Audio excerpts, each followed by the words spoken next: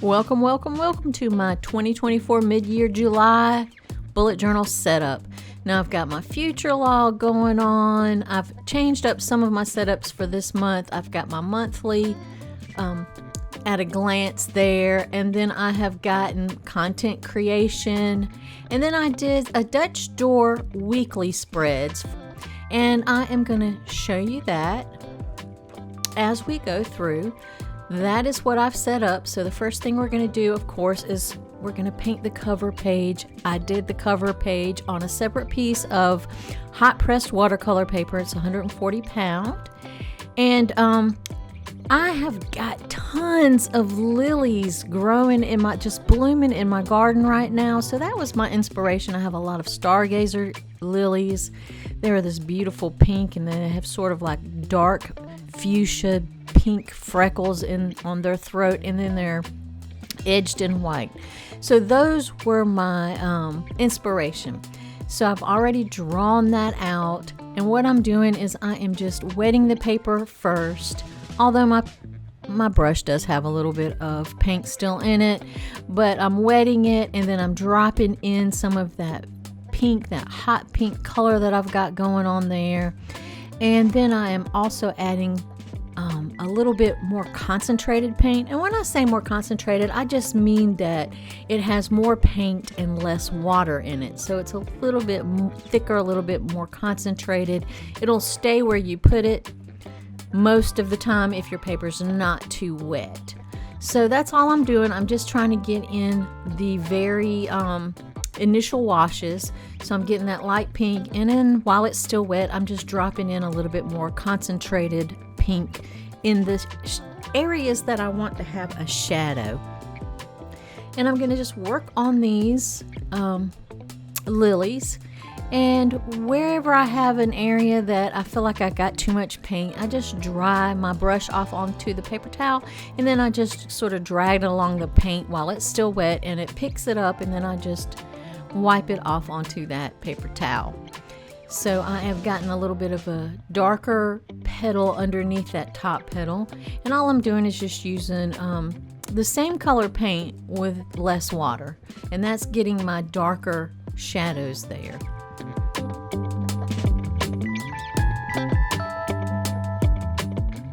And I'm just working this in layers. Again, I'm just wetting each petal as I go, then dropping in a little bit more of the paint where I want it to be darker, just smoothing it out with my brush. There's not a lot to this. You're just basically dropping in wet on wet. You're getting that petal wet, dropping in the color, and then wherever you want it to have a shadow, you're dropping in a more concentrated color. That just means less water in it. You're going in and getting thicker paint and dropping it in there. Then we'll let it dry. You see how it's dried. I'm doing all of the lilies in the same way. I do that base coat first, or that base wash of the light pink, and then while it's still wet, I drop in that darker, more concentrated pink.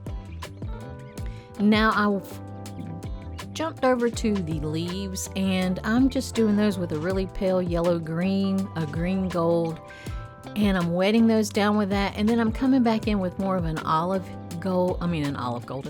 green, sorry about that, and dropping that where I want the shadows, where I want it to be a little bit darker. I'm just dropping that olive green into those areas, those shadows areas, and while it's still wet, they're just sort of blending together with no hard edges. And I mixed up a nice sort of a blue-green, and I'm doing some extra foliage coming out from the lilies just to give it, a little bit more interest and just expand that color palette just a touch.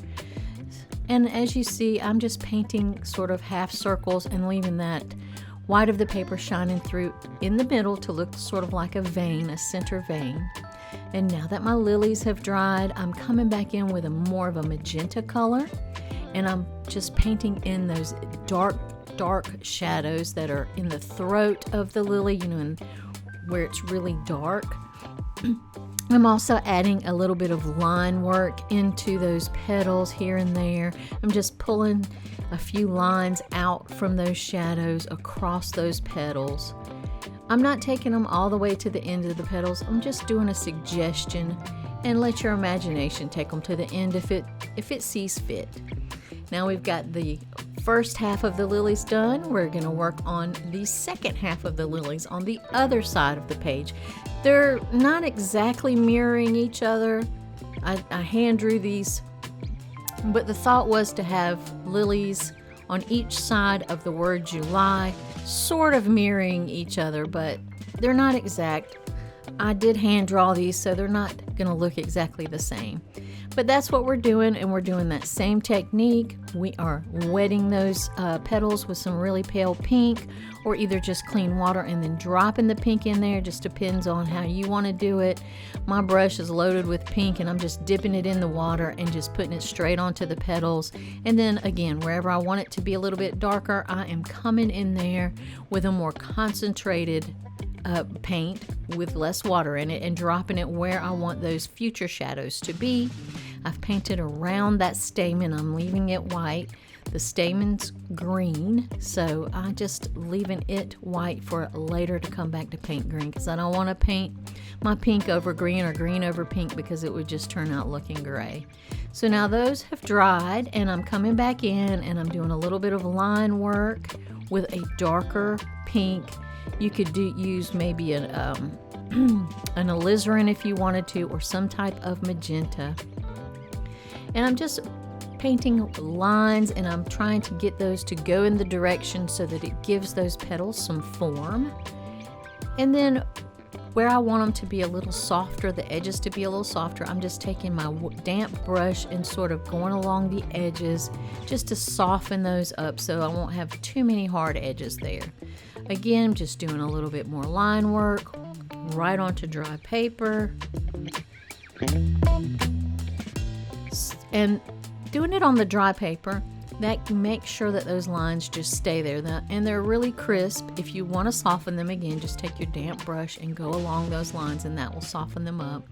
I've also taken that sort of green gold, and I have painted in the stamen, and now I'm working on the stems and some of the leaves with that same green gold. It's a really bright green, almost chartreuse, and I'm coming in with a more of an olive green, or you could use sap green, it's up to you. And I'm just dropping that in where I want it to have some shadows while it's still wet, and you see that it is just sort of softly blending in with that green gold. So I'm just going around getting those leaves done, same exact way we did on those upper lilies. It's the same techniques. It's really simple. You're just basically painting it onto the paper. We're not doing anything fancy. We're just trying to glaze the layers over. We are adding layers by glazing, and all that means is you're painting, once your paint is dry, you're painting over it with either the same color to make it a deeper version of that color, or you can paint over it with a different color to alter the way that the color looks. For instance, if you painted yellow and then you let that dry and then painted a thin wash of blue over that yellow, you will get green. It will visually look like green. So that was another use for glazing. Now I'm going in there with that deep magenta right onto dry paper, and I'm adding those really dark shadows, and that really sort of pops and brings it to life almost. We've gotten a lot of midtones there, but these really dark shadows help pull that out. They also make the really lighter leaf petals look much lighter. Anytime you put something really dark against something really light, they are going to really contrast with each other and complement each other. So there we go. We have the lilies painted with the foliage. Again, it's not an exact mirror, but you know, I did the best I could with my drawing. If you are a member of my Patreon, then you will get a high resolution image. If you are a dabbler or above, for this that you can print out yourself, you can download and print out and use in your own journal if you'd like. So I just wanted to let you know, if you become a member of my Patreon, that is one of the perks of the dabbler level. You will get a coloring page if you are a $3 member, $3 a month member. So there's different perks for different tiers, but everybody gets a little something, bonus content related to my videos. Now I'm taking sort of a blue-green and I'm just doing some little anthers in there, some of those little pollen sticks. That's what I'm gonna call it. Some little pollen sticks in there. And that dark sort of blue-green is also the color that I colored in my July with, and these are Tombow dual brush pens, watercolor pens or markers, whatever you want to call them. So that is a nice deep dark greenish blue. Made some really good little stamen in there, and there you go. So I just put some double stick tape on the back and I am taping it into my journal now. And on the other page of my journal, of this cover spread that I'm doing, I just wrote out 2024 and mid-year. And all I'm going to do is use my watercolor markers to color that in. I'm not going to use watercolor directly in my journal. My journal is a dot journal, and those dots shine through the watercolor. And the paper is really not, this is not one of those expensive journals. This is a less expensive journal. So it's really not suitable for watercolor. So I do markers in it and I can do gouache in it, but watercolor I have to do on a separate sheet of paper, of watercolor paper, and then just sort of glue it into my journal. So that's all I'm doing now. I'm just coloring in the numbers, the date 2024. This is my mid-year setup, and I'm changing some things around in the mid-year. I've almost I have been journaling for a year, so I'm learning what works for me and what doesn't work. The main thing that I use my journal for is content creation and just kind of keeping up with the dates, different dates of the month that I need to keep up with, but it's basically for content creation. Well, at least this journal. I have other journals that I don't show on YouTube, but for this journal it is basically for content creation, just to keep me kind of knowing what I need to create, what I need to film, what kinds of content that I need to make. So there you go. That is my cover spread for my mid-year. And now next we are going to do the future log, and instead of watercolor, like I said, when I'm going directly into my bullet journal, I do not like to use watercolor. The paper is not thick enough, it doesn't hold up well, so I'm just using my Tombow markers, and I'm going with the pink family. I'm doing just coloring it in a lighter pink and then coming in with a deeper pink for the shadows. It's sort of the same way that I did my watercolors, it's just I'm using markers instead of watercolors. So I'm doing that base wash or that base drawing of pink, a lighter pink, and then coming back in with the darker pinks and adding in those midtones and shadows wherever I see those or wherever I think they would look good. I don't have an actual picture of a lily. I'm just doing this all from imagination. I'm just kind of trying to think about the lilies that I have blooming in my garden, but I didn't actually pick one. I don't have one that I'm looking at. So I'm just trying to use the where the light's coming from and deciding where the shadows are going to be. And I'm just going to continue. And I've got this same lily pattern on the bottom of both pages, but we're just going to go through one. I mean, once you've seen me color one, you kind of get it. You just do the pale pinkish color, and then you just come back in with your darker shadow color, more of a magenta or a deeper pink, whatever you have it, whatever kind of watercolor markers you have. You could also use colored pencils that are wax based. Totally up to you. I'm just using what I have on hand real quick here. And I'm also just kind of doing a little bit of line work. I'm paying attention to how those petals are shaped and which direction they're sort of curling or curving around, and that's what I'm trying to do my lines to mimic that, so that it gives it a little bit more sense of movement. And then I am just coming and blending all those colors together with my palest pink. That's what I'm doing there. I've layered all those different colors of marker, and then I just took my palest pink and went over the whole thing, and that sort of softened and blended everything together so that the edges were a lot softer and they're not as harsh looking. So now I've gotten one of those yellow greens. I did the stamen with that yellow green. I'm also using a little bit of blue green. I'm trying to mimic those colors that I used in the cover spread, so that's pretty cool. They don't match exactly, but it's the same color family and they're pretty close. Again, I'm trying to do the same thing. I'm just coloring in sort of half circles that face each other and then doing the thin line in between, letting the paper show through to make it look like that it is a vein in there. You can do them solid and just do a darker vein with a darker color if you want. You can do it any kind of way you want. This is just the way that I do it, just the way that, I decided, but everybody has their own way, their own techniques. Whatever works good for you, do that. Do that. Just use this as just sort of a guide and just go off on your own and do whatever works for you in your own bullet journal. I apologize for this lighting. It was getting late in the day and the sun was starting to shine through the curtains. So I am sorry about that. Now, once I got both of those bottoms colored in, those lilies, now I just wrote the dates in a fine liner, and now I am coloring in the names of the months as we go. And this is going to be my future log, so this is where each month I can write whatever important dates underneath the month. I left plenty of space for that so that I will know what's coming up each month. Whatever holidays, birthdays, things like that, or if I want to do some sort of promotion or some sort of something for my Patreon, there we go.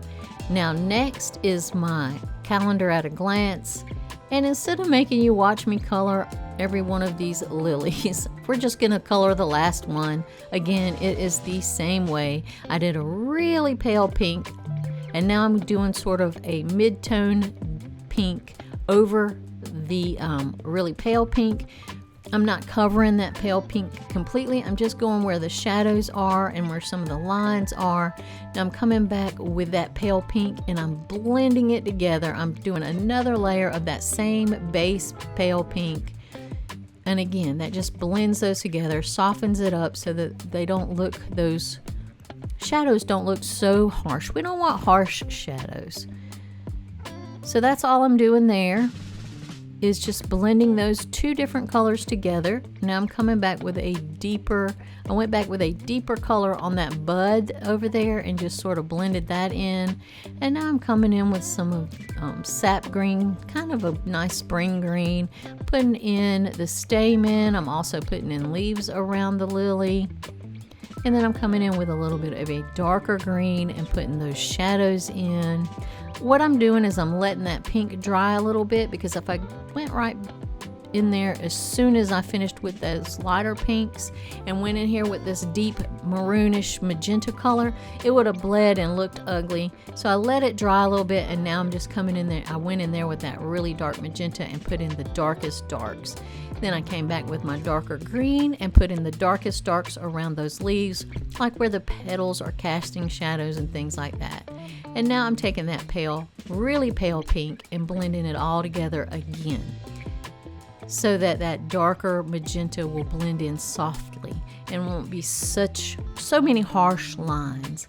All right, so I've gotten the artwork done for my month at a glance, and then I'm just going to draw in the actual calendar days, the grid for the calendar. And this is probably one of my favorite spreads, not because of the lilies, I mean as far as usefulness, other than my content creation spread, because this keeps me, like, I can look at the whole month at one time and see what needs to be done and plan and schedule accordingly. So this is This is really important to me. I know a lot of creators, a lot of bullet journals, they do a month at a glance, but then they never use it. But I really truly use mine. It helps keep me being able to look to the future, see what's coming up and things like that. So in my year of bullet journaling, I have learned that this one is a valuable spread for me. Now, some of the spreads that I used to do, I don't do anymore. I basically do a future log at the beginning, and then every month I do a month at a glance. You can even have a space for notes. I just put the key there just so that on each day of the month I can do it as a content calendar, and I just color code my social media. Like for YouTube, it'll be one color, and whatever I'm going to do for YouTube, I'm going to write that in that color on that day, whatever's going to be posted or whatever I need to work on, stuff like that. So the key is just a color coded for my social media, so that each, when I look at the days, I'll know what needs to be done on that day according to the color. Now I have just got one of my waterproof fine black liners, and I am just outlining all of my lilies and leaves. I just think it gives it a little bit of, just a finished look, and it gives it a lot more definition. So I'm just outlining those as I go around. And I'm giving a little bit of line work too, just a little bit of shading with a few little lines here and there, and it also gives it a little bit of movement and direction to look at. So I like doing that. This writing key, like I said, I use a key so that I will know which social media is done on what day, and it just helps keep everything organized. Now I'm just going around those little stamen and the anthers in the center with my fine liner. I didn't align them at first, but I decided I think they need it, so there we go.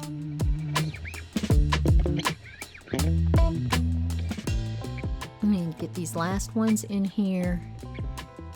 All right, so that is my month at a glance spread. It's one of my favorites. And I was just taking a white gel pen. I smeared it a little bit, so I was just trying to white that out a little bit.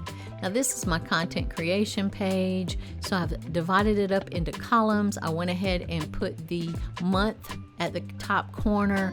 Then it also has a place for notes. And then I have a place for my YouTube, a place for my Patreon, and this is the content that I'm going to make for the month that I want to plan and make. And then also for social media like Reels or Shorts, I also have a column for that. And then just a column for any kind of brainstorming that I need to do. So that's 4 columns altogether, 2 on each page.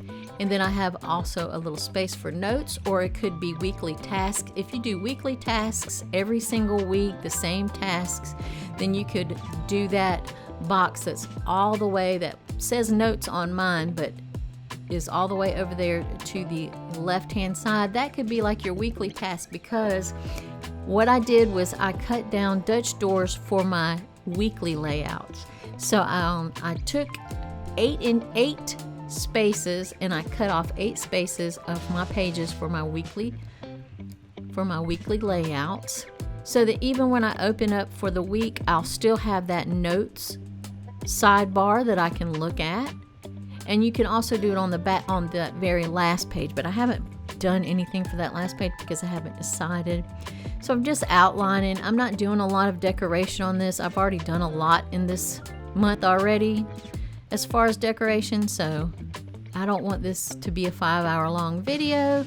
Plus, I don't need a lot of decorations. This is my planning, and that's more important than the artwork.